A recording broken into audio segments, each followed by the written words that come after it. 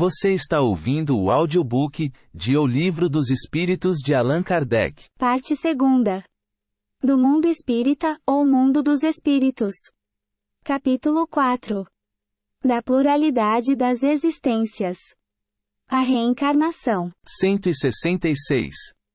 Como pode a alma, que não alcançou a perfeição, durante a vida corpórea, acabar de depurar-se?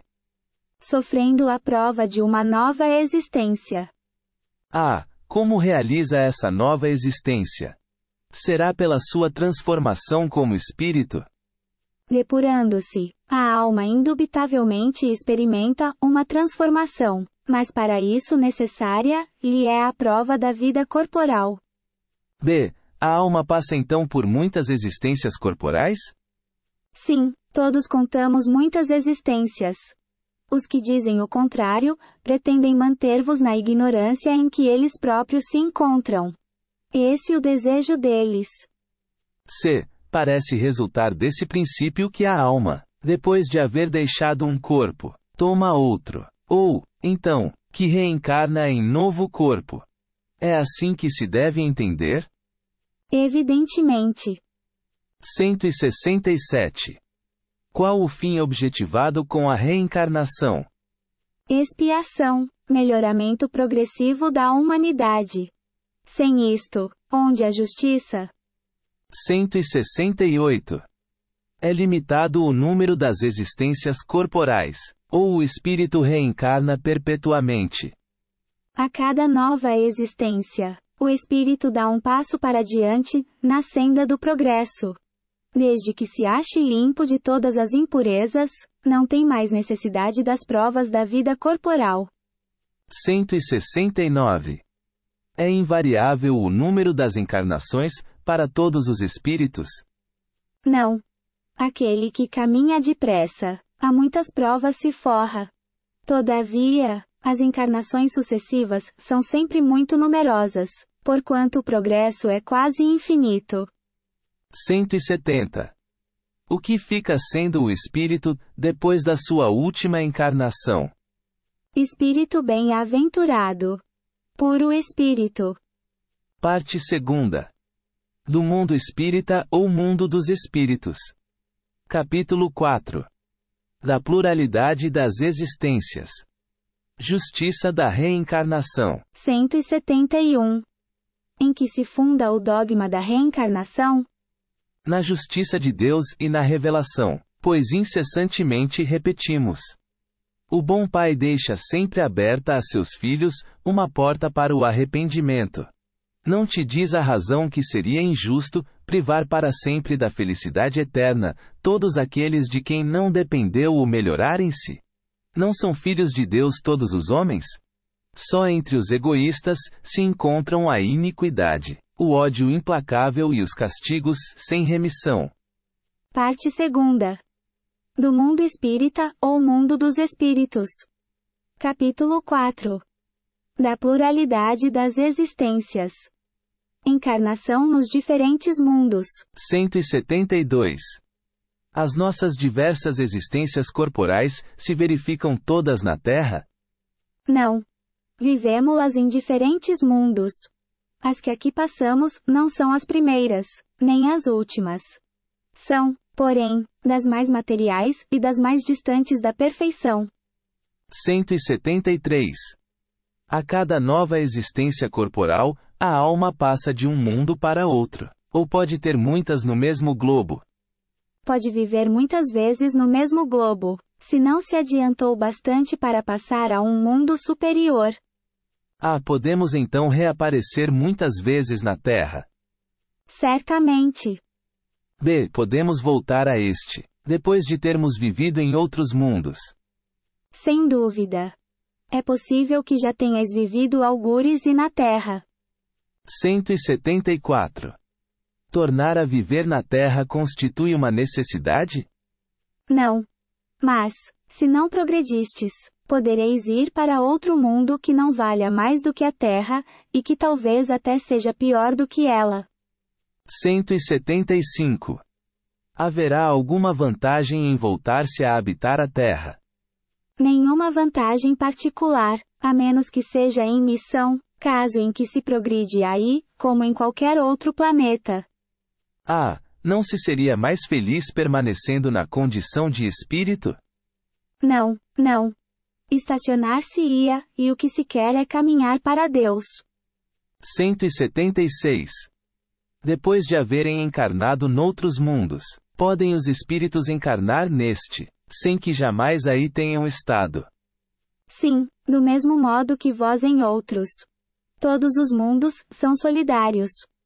O que não se faz não faz-se noutro. Ah, sim, homens há que estão na Terra pela primeira vez. Muitos, e em graus diversos de adiantamento. B. Pode-se reconhecer, por um indício qualquer, que um espírito está pela primeira vez na Terra. Nenhuma utilidade teria isso. 177. Para chegar à perfeição e à suprema felicidade, destino final de todos os homens, tem o espírito que passar pela fieira de todos os mundos existentes no universo? Não, porquanto muitos são os mundos correspondentes a cada grau da respectiva escala, e o espírito, saindo de um deles, nenhuma coisa nova aprenderia nos outros do mesmo grau. Ah, como se explica então a pluralidade de suas existências em um mesmo globo? De cada vez, poderá ocupar posição diferente das anteriores, e nessas diversas posições, se lhe deparam outras tantas ocasiões de adquirir experiência. 178. Podem os espíritos encarnar em um mundo relativamente inferior a outro, onde já viveram? Sim, quando em missão, com o objetivo de auxiliarem o progresso, caso em que aceitam alegres as tribulações de tal existência, por lhes proporcionar meio de se adiantarem. Ah, mas não pode dar-se também por expiação? Não pode Deus degradar para mundos inferiores espíritos rebeldes? Os espíritos podem conservar-se estacionários, mas não retrogradam. Em caso de estacionamento, a punição deles consiste em não avançarem, em recomeçarem, no meio conveniente, a sua natureza, as existências mal empregadas. B. Quais os que têm de recomeçar a mesma existência? Os que faliram em suas missões ou em suas provas. 179. Os seres que habitam cada mundo, hão todos alcançado o mesmo nível de perfeição? Não. Dá-se em cada um o que ocorre na Terra. Uns espíritos são mais adiantados do que outros. 180. Passando deste planeta para outro, conserva o espírito a inteligência que aqui tinha? Sem dúvida. A inteligência não se perde. Pode, porém, acontecer que ele não disponha dos mesmos meios para manifestá-la, dependendo isto da sua superioridade e das condições do corpo que tomar. 181.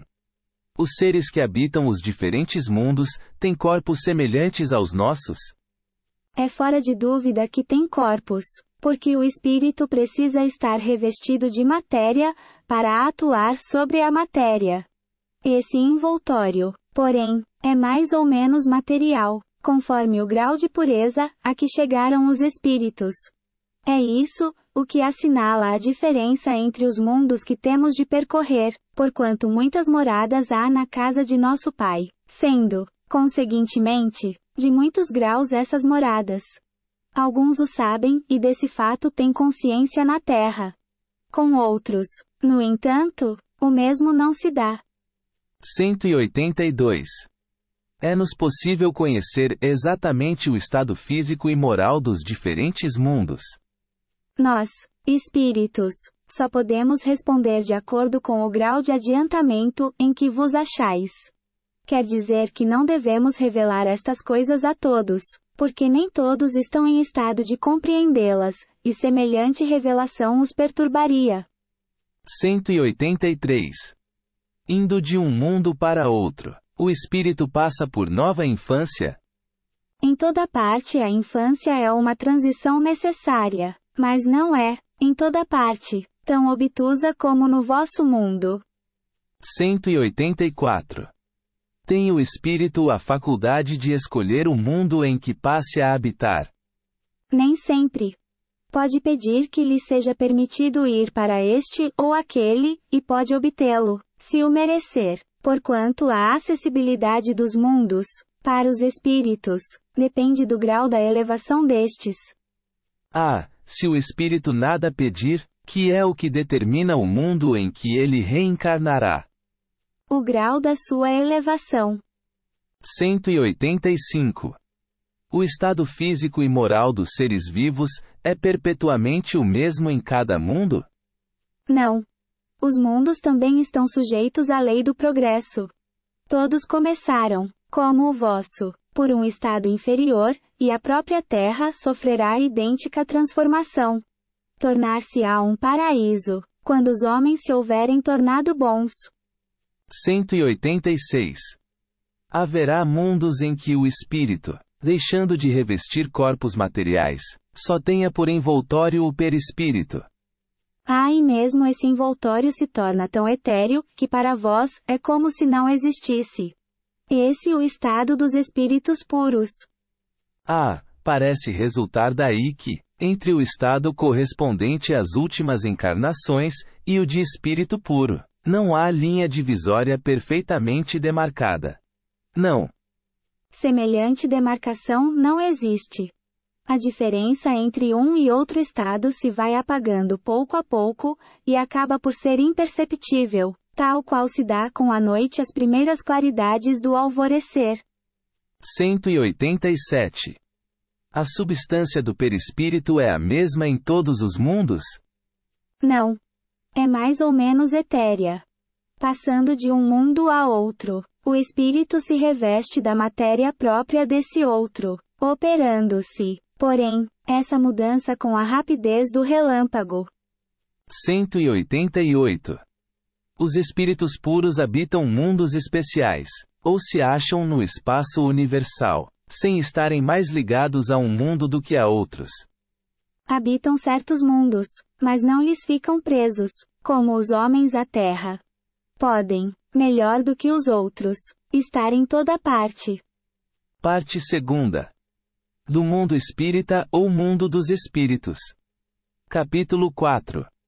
Da pluralidade das existências. Transmigrações progressivas. 189. Desde o início de sua formação, goza o espírito da plenitude de suas faculdades? Não, pois que para o espírito, como para o homem, também há infância. Em sua origem, a vida do espírito é apenas instintiva.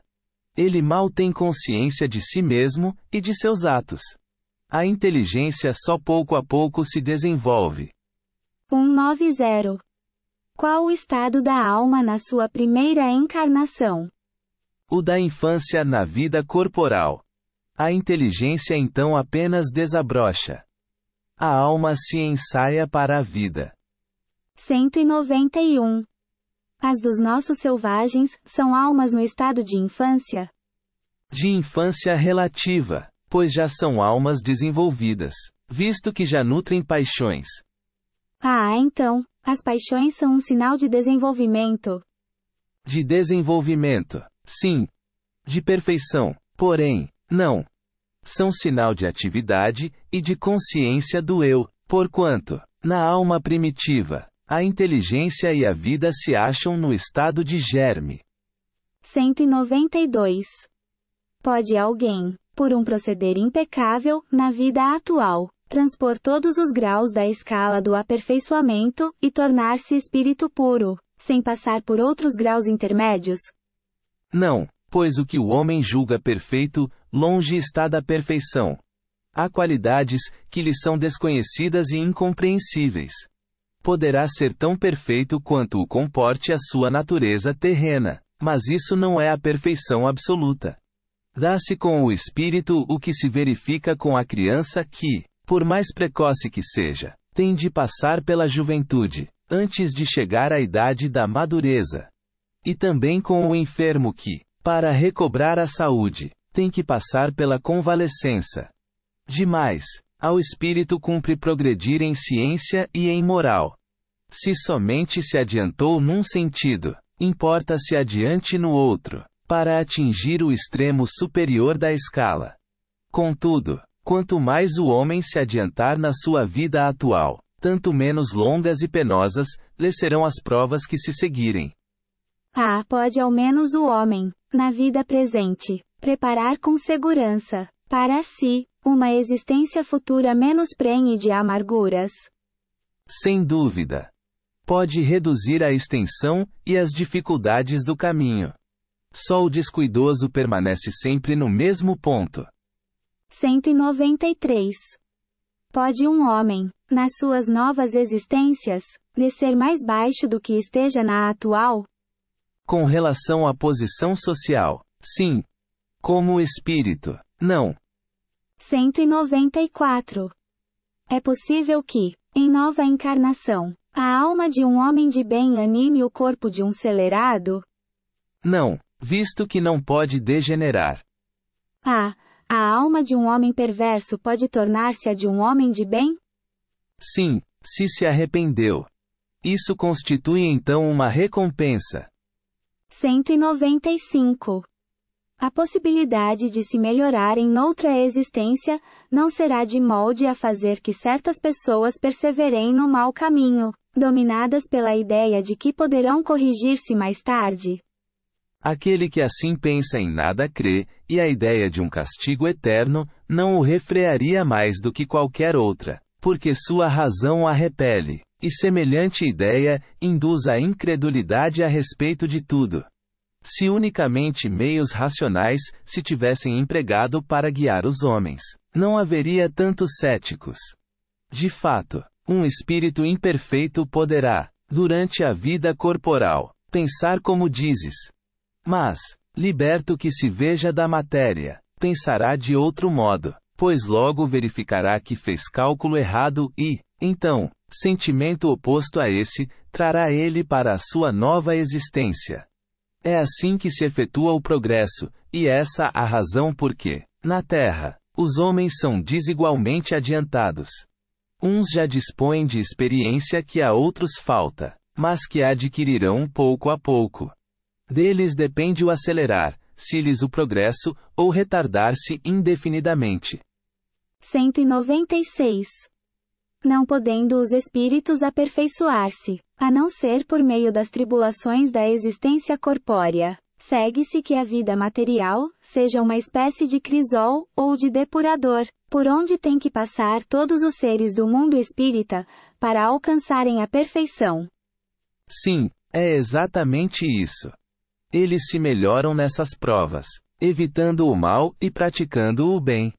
Porém, somente ao cabo de mais ou menos longo tempo, conforme os esforços que empreguem. Somente após muitas encarnações ou depurações sucessivas, atingem a finalidade para que tendem. É o corpo que influi sobre o espírito para que este se melhore, ou o espírito que influi sobre o corpo. Teu espírito é tudo. Teu corpo é simples veste que apodrece. Eis tudo. Parte 2. Do mundo espírita, ou mundo dos espíritos. Capítulo 4. Da pluralidade das existências. Sorte das crianças depois da morte. 197. Poderá ser tão adiantado quanto o de um adulto, o espírito de uma criança que morreu em tenra idade? Algumas vezes o é muito mais, porquanto pode dar-se que muito mais já tenha vivido e adquirido maior soma de experiência, sobretudo se progrediu. Pode então o espírito de uma criança ser mais adiantado que o de seu pai? Isso é muito frequente. Não o vedes vós mesmos tão amildadas vezes na terra. 198. Não tendo podido praticar o mal, o espírito de uma criança que morreu em tenra idade, pertence a alguma das categorias superiores? Se não fez o mal, igualmente não fez o bem, e Deus não o isenta das provas que tenha de padecer. Se for um espírito puro, não o é pelo fato de ter animado apenas uma criança, mas porque já progredira até a pureza. 199. Por que tão frequentemente a vida se interrompe na infância? A curta duração da vida da criança pode representar, para o espírito que a animava, o complemento de existência precedente interrompida antes do momento em que devera terminar, e sua morte, também não raro, constitui provação ou expiação para os pais. Que sucede ao espírito de uma criança que morre pequenina? Recomeça outra existência. Parte 2. Do mundo espírita ou mundo dos espíritos. Capítulo 4. Da pluralidade das existências. Sexos nos espíritos. 200. Tem sexos os espíritos?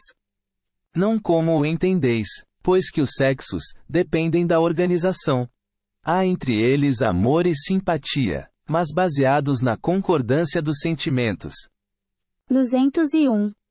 Em nova existência, pode o espírito que animou o corpo de um homem animar o de uma mulher, e vice-versa.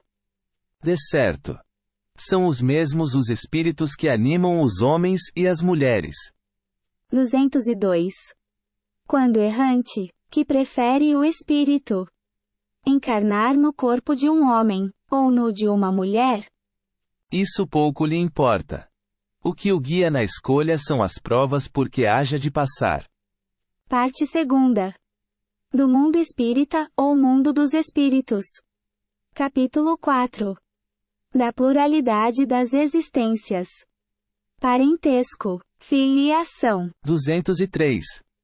Transmitem os pais aos filhos uma parcela de suas almas, ou se limitam a lhes dar a vida animal aqui, mais tarde, outra alma vem adicionar a vida moral?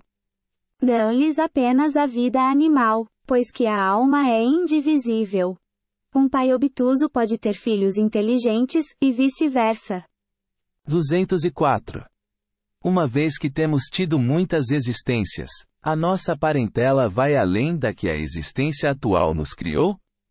Não pode ser de outra maneira. A sucessão das existências corporais estabelece entre os espíritos ligações que remontam às vossas existências anteriores. Daí, muitas vezes, a simpatia que vem a existir entre vós e certos espíritos que vos parecem estranhos. 205. A algumas pessoas, a doutrina da reencarnação se afigura destruidora dos laços de família, com o fazê-los anteriores à existência atual. Ela os distende, não os destrói. Fundando-se o parentesco em afeições anteriores, menos precários, são os laços existentes entre os membros de uma mesma família. Essa doutrina amplia os deveres da fraternidade, porquanto, no vosso vizinho, ou no vosso servo, pode achar-se um espírito a quem tenhais estado presos, pelos laços da consanguinidade. Ela, no entanto, diminui a importância que alguns dão à genealogia, visto que qualquer pode ter tido por pai, um espírito que haja pertencido a outra raça, ou que haja vivido em condição muito diversa. 11 é exato. Mas essa importância assenta no orgulho. Os títulos, a categoria social, a riqueza, eis o que esses tais veneram nos seus antepassados. Que coraria de contar, como ascendente, honrado sapateiro, orgulhar-se-ia de descender de um gentil, homem devasso. Digam, porém, o que disserem, ou façam o que fizerem, não obstarão a que as coisas sejam como são, que não foi consultando-lhes a vaidade, que Deus formulou as leis da natureza. 206. Do fato de não haver filiação entre os espíritos dos descendentes de qualquer família, seguir-se a que o culto dos avoengos seja ridículo? De modo nenhum. Todo homem deve considerar-se ditoso por pertencer a uma família em que encarnaram espíritos elevados. Se bem os espíritos não procedam uns dos outros, nem por isso, menos afeição consagram aos que lhes estão ligados pelos elos da família, dado que muitas vezes eles são atraídos para tal ou qual família pela simpatia, ou pelos laços que anteriormente se estabeleceram. Mas ficais certos de que os vossos antepassados não se honram com o culto que lhes tributais por orgulho. Em vós não se refletem os méritos de que eles gozem, senão na medida dos esforços que empregais, por seguir os bons exemplos que vos deram. Somente nestas condições lhes é grata, e até mesmo útil a lembrança que deles guardais. Parte 2. Do mundo espírita, ou mundo dos espíritos. Capítulo 4. Da pluralidade das existências. Parecenças físicas e morais. 207. Frequentemente, os pais transmitem aos filhos a parecença física. Transmitirão também alguma parecença moral? Não, que diferentes são as almas ou espíritos de uns e outros. O corpo deriva do corpo, mas o espírito não procede do espírito. Entre os descendentes das raças, apenas há consanguinidade. Donde se originam as parecenças morais que costuma haver entre pais e filhos? É que uns e outros são espíritos simpáticos, que reciprocamente se atraíram pela analogia dos pendores. 208. Nenhuma influência exercem os espíritos dos pais sobre o filho depois do nascimento deste? Ao contrário. Bem grande influência exercem. Conforme já dissemos, os espíritos têm que contribuir para o progresso uns dos outros. Pois bem, os espíritos dos pais têm por missão desenvolver os de seus filhos pela educação. Constitui-lhes isso uma tarefa. Tornar-se-ão culpados, se vierem a falir no seu desempenho. 209. Por que de pais bons e virtuosos nascem filhos de natureza perversa? Por outra, porque as boas qualidades dos pais nem sempre atraem, por simpatia, um bom espírito para lhes animar o filho. Não é raro que um mau espírito peça-lhe sejam dados bons pais, na esperança de que seus conselhos o encaminhem por melhor senda, e muitas vezes, Deus lhe concede o que deseja. 210. Pelos seus pensamentos e preces, podem os pais atrair para o corpo, em formação, do filho um bom espírito, de preferência a um inferior? Não, mas podem melhorar o espírito do filho que lhes nasceu, e está confiado. Esse é o dever deles. Os maus filhos são uma provação para os pais.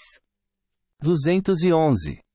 Donde deriva a semelhança de caráter que muitas vezes existe entre dois irmãos, mormente-se gêmeos?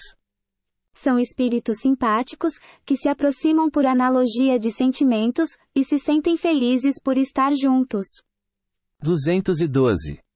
Há dois espíritos, ou, por outra, duas almas, nas crianças cujos corpos nascem ligados, tendo comuns alguns órgãos. Sim, mas a semelhança entre elas é tal que faz-vos pareçam, em muitos casos, uma só. 213. Pois que nos gêmeos, os espíritos encarnam por simpatia, donde provém a aversão que às vezes se nota entre eles.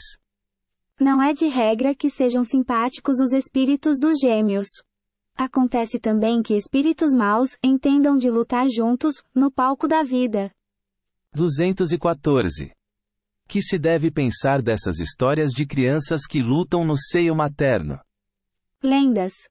Para significarem quão inveterado era o ódio, que reciprocamente se votavam, figuram-no a se fazer sentir, antes do nascimento delas. Em geral, não levais muito em conta as imagens poéticas. 215. O que dá origem ao caráter distintivo que se nota em cada povo? Também os espíritos se grupam em famílias, formando-as pela analogia de seus pendores, mais ou menos puros, conforme a elevação que tenham alcançado. Pois bem, um povo é uma grande família formada pela reunião de espíritos simpáticos. Na tendência que apresentam os membros dessas famílias, para se unirem, é que está a origem da semelhança que, existindo entre os indivíduos, constitui o caráter distintivo de cada povo. Julgas que espíritos bons e humanitários procurem, para nele encarnar, um povo rude e grosseiro? Não. Os espíritos simpatizam com as coletividades, como simpatizam com os indivíduos. Naquelas em cujo seio se encontrem, eles se acham no meio que lhes é próprio. 216. Em suas novas existências conservará o espírito traços do caráter moral de suas existências anteriores?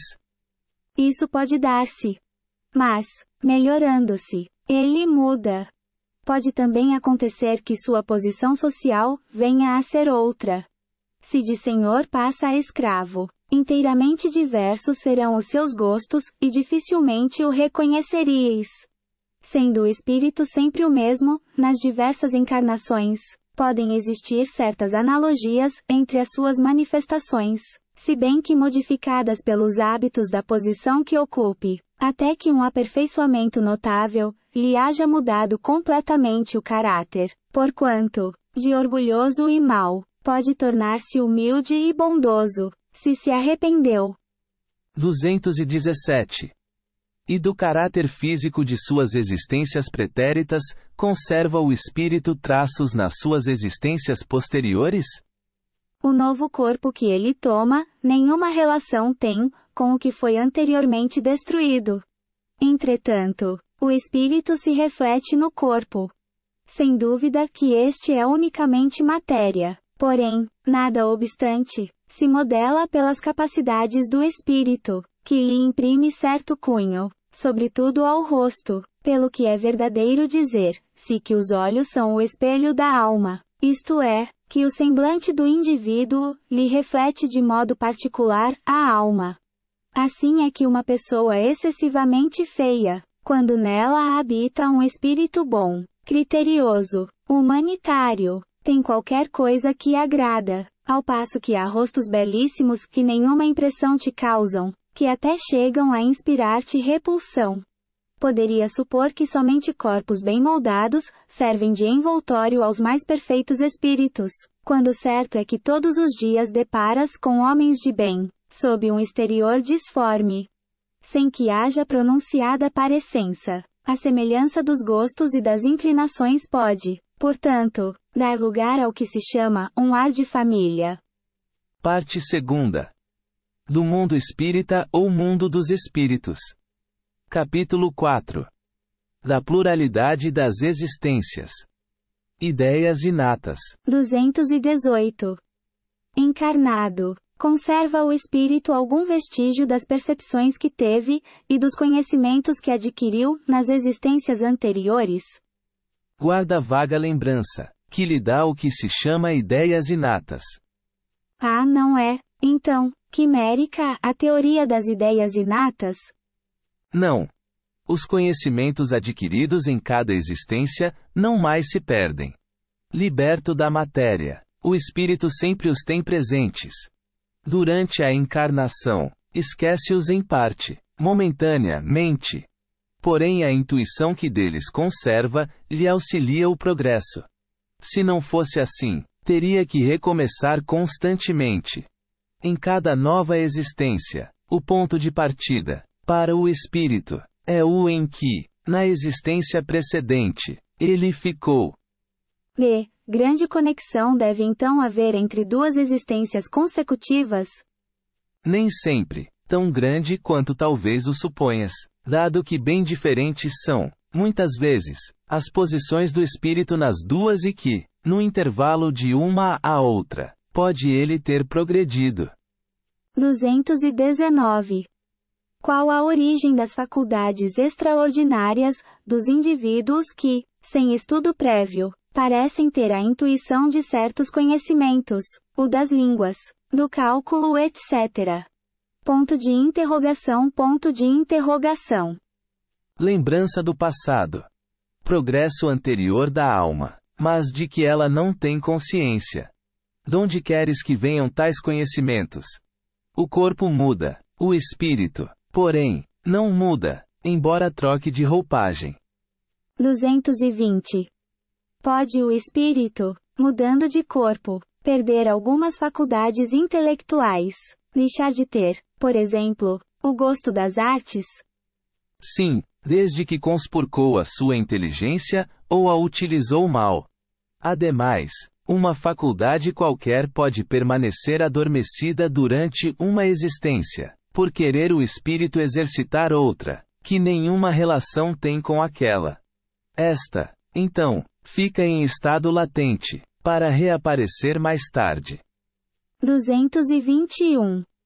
Dever-se-ão atribuir, a uma lembrança retrospectiva, o sentimento instintivo que o homem, mesmo selvagem, possui da existência de Deus, e o pressentimento da vida futura?